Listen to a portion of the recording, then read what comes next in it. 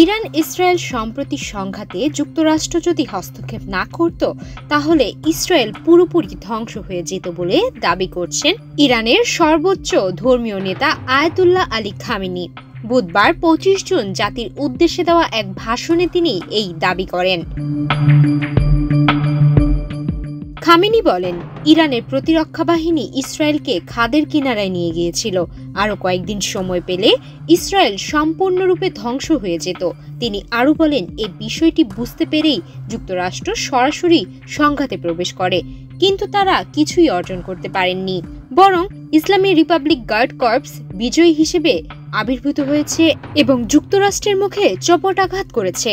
সেই সঙ্গে এত যে হৈ হৈ হট্টগোলের মধ্যে জায়ানবাদী শাসনগোষ্ঠী ইসলামী প্রজাতন্ত্র ইরানের আঘাতে একই সঙ্গে উৎখাত ও চূর্ণ বিচূর্ণ হয়েছে।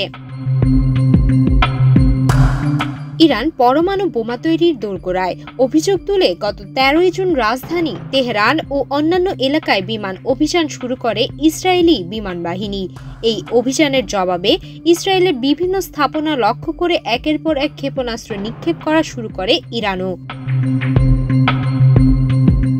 ইরান ইসরায়েল এর সংঘাত শুরুর ১০ দিন পর ২২ জুন মধ্যরাতে ইসরায়েলের ৩টি পরমাণু স্থাপনায় হামলা চালায় মার্কিন বিমান বাহিনী। যুক্তরাষ্ট্রের কেন্দ্রীয় সামরিক কমান্ড এ অভিযানের নাম দিয়েছে দ্য মিডনাইট হ্যামার। এই অভিযানের ২৪ ঘন্টার মধ্যেই যুদ্ধবিরতির ঘোষণা দেন যুক্তরাষ্ট্রের প্রেসিডেন্ট ডোনাল্ড ট্রাম্প। কয়েক ঘন্টা পর ইরানের প্রেসিডেন্ট মাসুদ পেজেশকিয়ান সেই যুদ্ধবিরতি মেনে নেন। তিনি বলেন, ইসরায়েল যদি পুনরায় হামলা না করে তবে তেহরানও আর সংঘাতে জড়াবে না।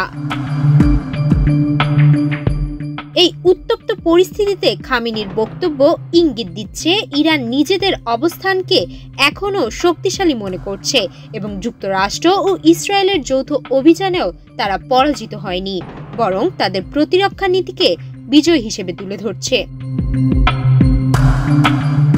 সুমায়া মিতু, বাংলাদেশ প্রতিদিন।